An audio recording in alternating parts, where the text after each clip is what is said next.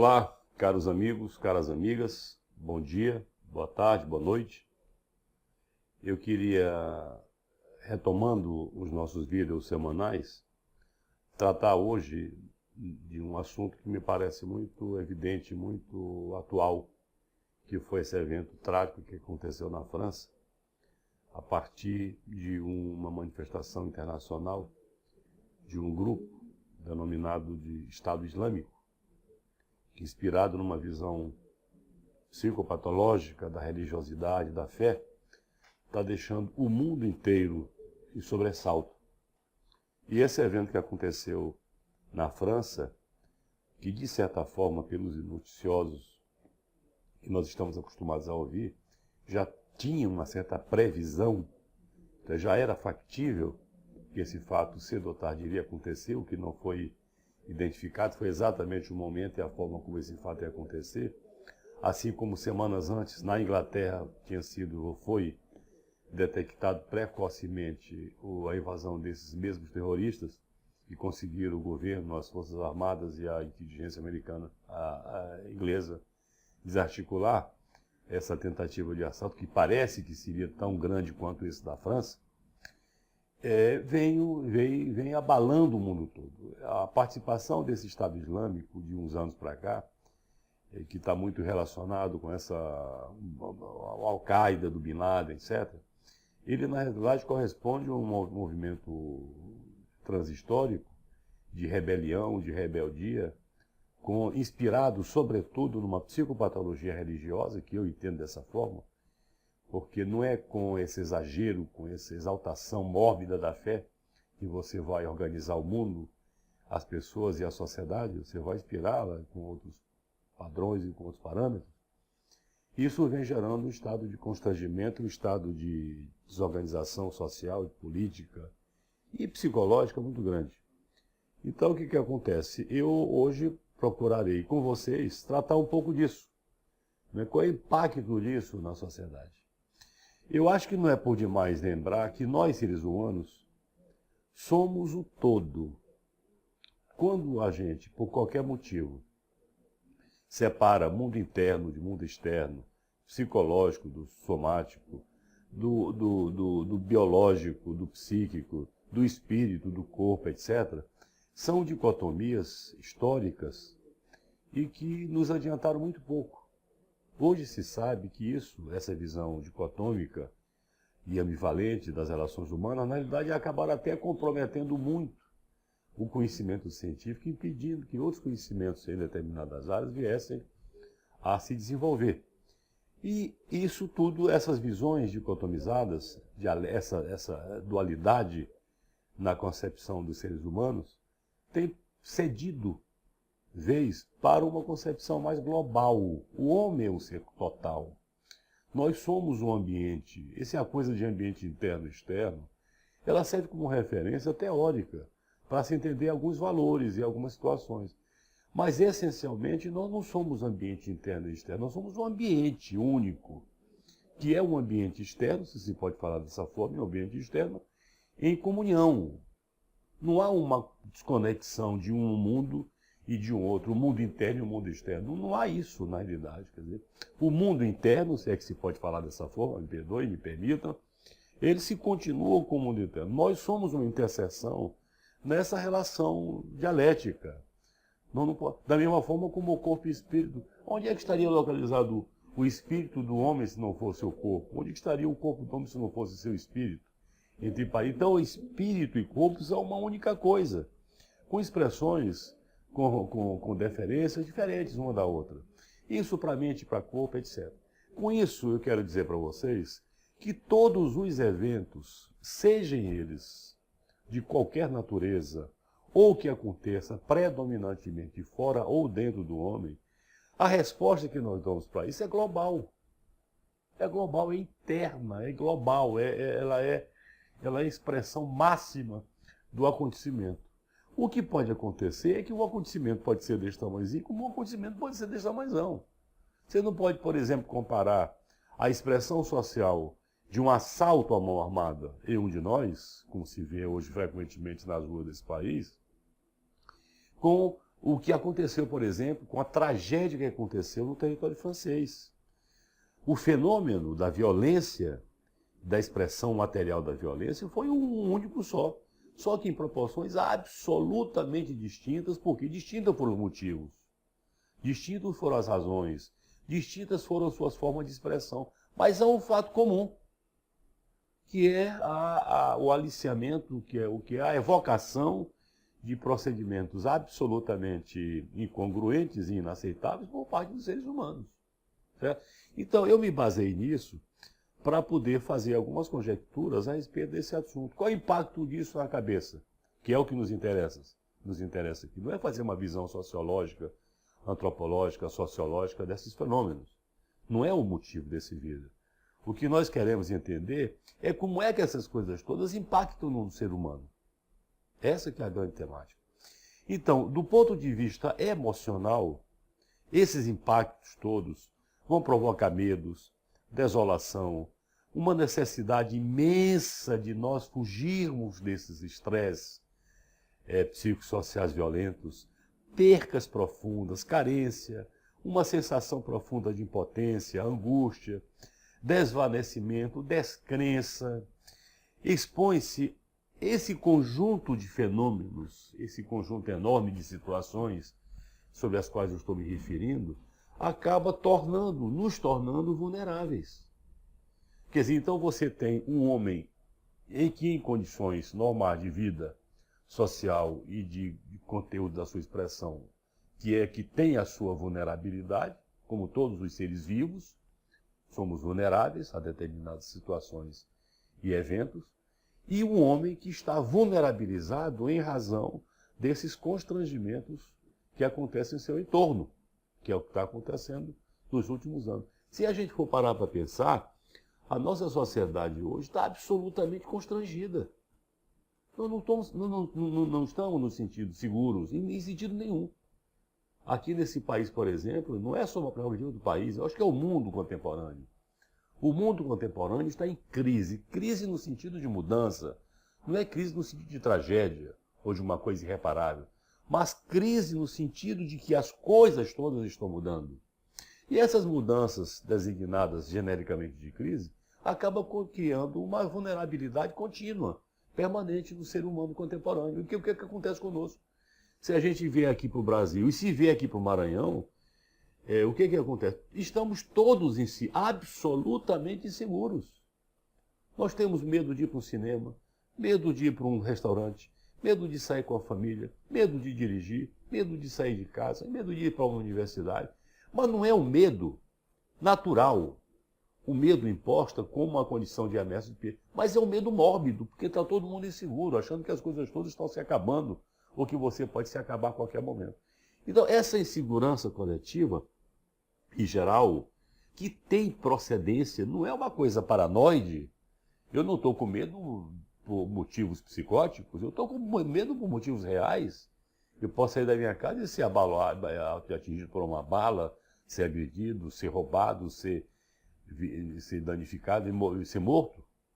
Então é o medo concreto, o medo real que está acontecendo. E isso tem gerado, psicologicamente, uma série enorme de condições de vulnerabilização do ser humano contemporâneo.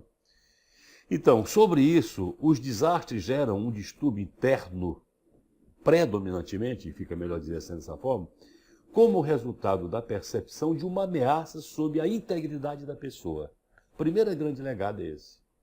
Quer dizer, uma percepção sobre a sua integridade. Você está íntegro, em condições normais e psicossociais de vida, mas em condições dessas que se impõem, se interpõem na nossa vida, te deixa com ameaça à sua integridade. Isso caracteriza o chamado desastre na perspectiva da saúde mental. Então, dentro do aspecto da saúde mental, esse item é um item relevante, que é a percepção de que a sua integridade está visivelmente ameaçada. Provoca uma irrupção, uma manifestação no mundo externo, predominantemente, eu vou dizer isso porque eu acabei de dizer que não há predomínio no mundo interno e externo, que há um mundo nos quais nós estamos inseridos e que há uma continuidade desse processo. A expressão de cada experiência, de cada vivência, que pode ser dita predominantemente de fora ou de dentro. do sujeito. Então provoca uma irrupção do mundo externo sobre o mundo interno, produzindo uma brecha na unidade biopsicossocial dos indivíduos. Aí o que você chama isso de vulnerabilidade. Então criou-se uma fresta, houve um segmento, houve uma interrupção da continuidade da sua integridade por conta desses eventos traumáticos que nos circundam. Aumentam, portanto, a vulnerabilidade ontológica ou ôntica do ser humano. Isto é, passamos a ser excessivamente, predominantemente vulnerável. Por quê? Porque há uma ameaça concreta. E quando existe uma ameaça concreta do ponto de vista da nossa saúde mental, nós apelamos para dispositivos naturais importantes, através dos quais nós vamos buscar o quê? Proteção. Então nós vamos correr atrás de tudo que possa, de uma certa forma, nos proteger para evitar essa brecha provocada por esses constrangimentos todos. O repertório habitual de mecanismos defensivos tornam-se ineficazes ou insuficientes para abordar a ameaça. É óbvio. Se é uma ameaça suficientemente grande ao ponto de interromper a minha integridade, como é aquele pressuposto que eu me referi, e é muito grande esse evento, ou esses eventos, essa sucessão de eventos, o que é que vai acontecer? Os meus mecanismos internos que me protegem são insuficientes. E acaba gerando toda uma consequência em razão dessa insuficiência. Vêm os chamados desastres aqui no sentido do inusitado, e cobrem e evocam a iminência da própria morte, o sujeito, portanto, fica absolutamente ameaçado, inseguro, antevendo a própria interrupção da sua existência, a própria morte, desaparecimento das garantias de ordem do sistema pessoal e psicossocial e de todo o sistema vivo.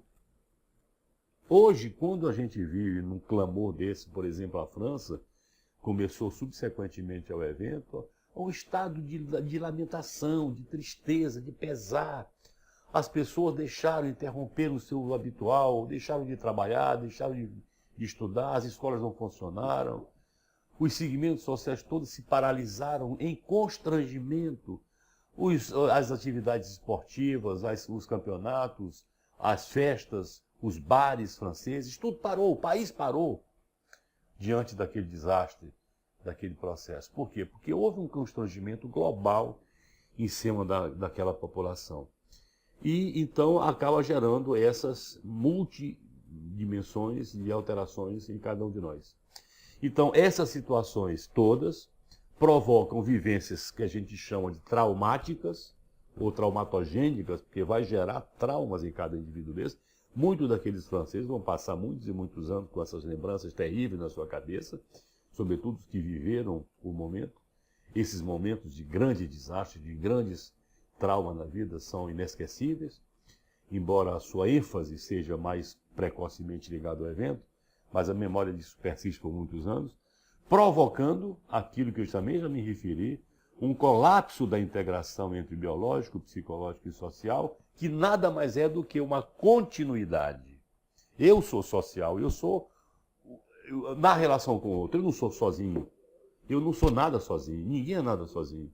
Eu só tenho sentido, significado e proposta para a humanidade, na humanidade, comunidade, com os outros. O que seria eu sem vocês? O que seria vocês sem mim? Em tese, o que seria? Nós todos fazemos parte de uma rede humana de seres humanos com as mesmas características biopsicossociais, etc. Então isso vai criar uma espécie de colapso gigantesco em cada um de nós, nessas dimensões que eu me referi.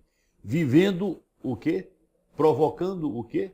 Em consequência disso, um desmoronamento, uma vulnerabilização da sua adaptação social. Isso vai provocar reações e traumas e transtornos individuais gigantescos que podem tomar rumo para doenças psiquiátricas, isso gerar esse constrangimento geral e absoluto, gerar situações que não puderam ser resolvidas adequadamente em razão da sua insuficiência neuroadaptativa e provocar patologias psiquiátricas graves, na tentativa De quê? De se organizar e de se adaptar a esses traumas aí. Aí vinham as fugas, o pânico, a paralisia, a angústia, o distúrbio de atividade, comportamentos confusionais, comportamentos compulsivos, quadros gravíssimos de depressão, que podem se interpor em razão das percas sucessivas ocasionadas pelos desastres psicossociais como esse, alterações psicossomáticas graves, muitas e muitas pessoas começam a apresentar distúrbios relativos às suas funções biológicas, alterações do sono, do apetite, da sexualidade, da disposição, do interesse, queixa aqui, queixa acolá, uma corrida frenética atrás de médico a tentar esclarecer problemas de saúde que no fundo traduzem mais as disfunções emocionais, quadros e abuso de substância que não podemos, na realidade, dissociar isso. O uso de droga, da forma como ele se revela na atualidade, é um fenômeno que não pode estar dissipado das condições gerais de sofrimento da população.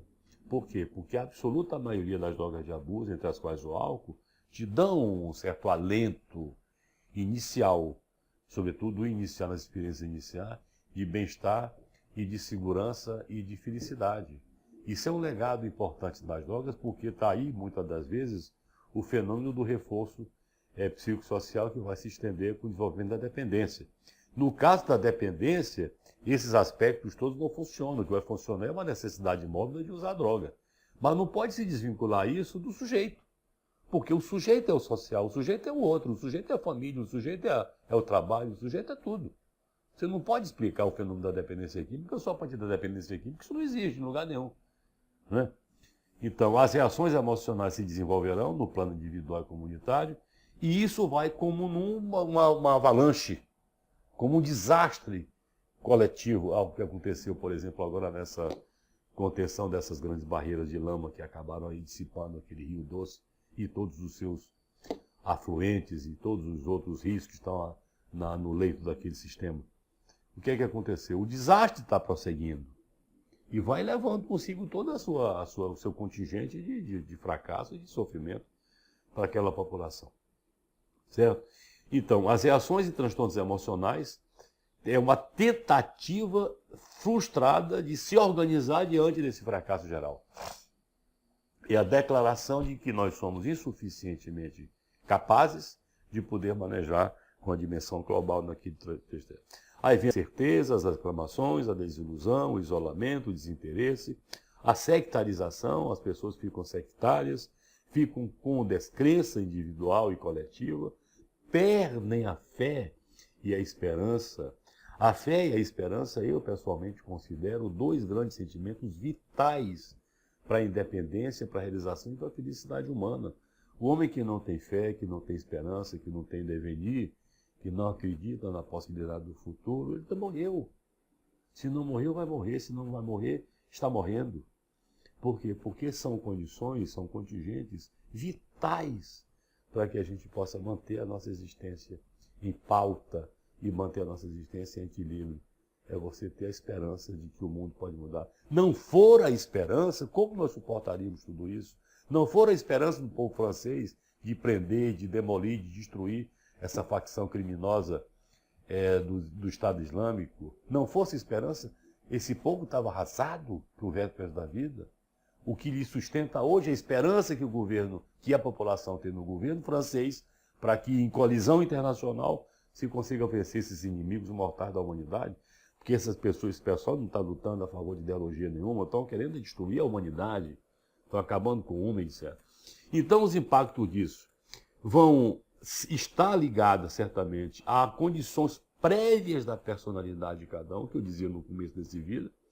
Quer dizer, na realidade, o indivíduo, ele é um conjunto de fatores, vamos chamar de biológicos, genéticos, bioquímicos, psicológicos, sociais, socioculturais, antropológicos, tudo isso, um conjunto, esse fenômeno, que vão se juntar com a vulnerabilidade a mais ou menos que cada um vai desenvolver diante dessas tragédias. E isso tem a ver com a história pessoal, com o reconhecimento de recursos e dificuldades pessoais, apoio que cada um de nós vamos ter diante desses eventos na vida, ou de uma mulher, dos filhos, da sociedade, etc., que isso colaboraria ou não para a vulnerabilidade individual. E, por outro lado, a preparação prévia, o reconhecimento de riscos preexistentes, a organização comunitária e apoio social, que deveria ser um legado vital para o modelo de seres humanos como nós. Isto é, deveríamos viver numa sociedade mais equânime, mais justa, mais forte, mais amorosa, mais fraterna, mais afetiva, coisa que, lamentavelmente, não acontece. Talvez até como legado de uma política desorganizada.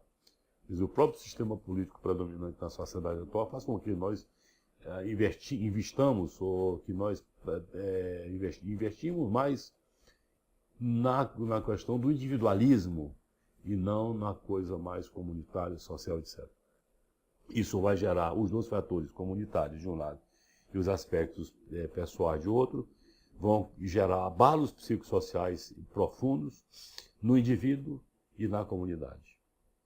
Então, o que eu queria era fazer essas ponderações, mostrando, primeiro, que nós não podemos dissipar o que nós entendemos de saúde mental como sendo da mente. É um produto de uma integração sistêmica em rede, que é um termo que está sendo muito utilizado na atualidade, para explicar os comportamentos. Segundo, todos os comportamentos humanos, predominantemente vindo de fora ou de dentro, ela tem uma extensão no social, assim como tem uma extensão no indivíduo. Porque o meio externo, o meio interno, o ambiente social individual são uma coisa única, confluindo com um único resultado. Terceiro, o mundo insatisfatório vai gerar pessoas insatisfatórias. O mundo doente vai gerar seres doentes. Seres doentes vai gerar mundo doente e assim reciprocamente. Certo? E é o que está acontecendo no mundo contemporâneo. Então, todas essas medidas e todos esses valores acabam sendo checados com essa desagregação que está aí ao nosso cotidiano. A recomendação que eu acho que é importantíssima é que cada um de nós, na nossa individualidade, percamos essa noção de indivíduo e partamos para a noção do coletivo. Eu acho que a grande saída de todas as crises é nós perdermos essa vaidade do indivíduo, de ter, de possuir, de guardar, de lutar para si próprio, de lutar para o seu nichozinho, para o seu... É mostrar a vida para os outros, construir a vida com os outros, construir a vida pelos outros, sobretudo. Porque aí você se fortalece, aí você ganha, aí você nunca vai perder. Sozinho você sempre perderá. Um abraço a todos, beijo no coração, até a próxima.